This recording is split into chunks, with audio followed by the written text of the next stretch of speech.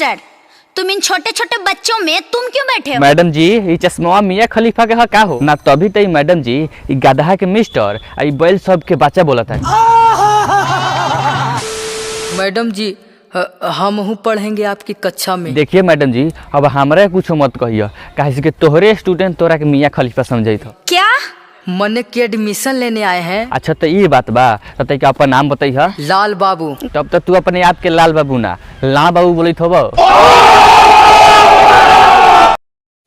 अच्छा तो कहाँ पढ़ते थे? आड़ी बाड़ी में। कहाँ? आड़ी बाड़ी में। वारे भोजपुरी गांडू बिया सब तोहनी के जिंदगी भर कॉपी करवा सका रे ना, ते कहीं वीडियो देखो लोग।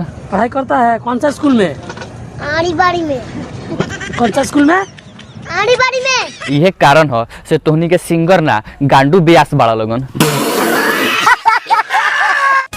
ऐसे ये पल होला मैडम जैसे तोहर गाल हो।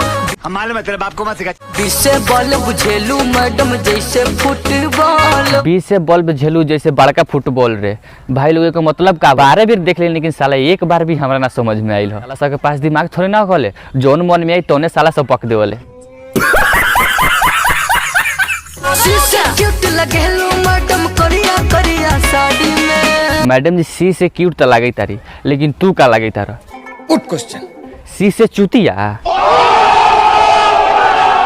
करिया करिया कहनी होता एगो शायरी याद पड़ गई, सुना दी का? काली काली साड़ी में कढ़ाई नहीं होती है। अच्छा। गर्लफ्रेंड की हाथ में पढ़ाई नहीं होती है। कसम से भैया अगर तुम्हारी शायरी कोनो शायर सुन ले उ तो बिना उल्टी कैले मर जाई रे। वैसे अगर कोनो शायर तोरा पर उल्टी कर दी उ तो तोरा ला बरदाने हो जाई रे।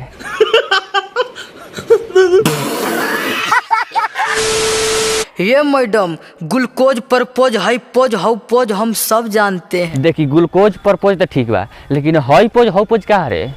साले का खोपड़ी तोड़ रे।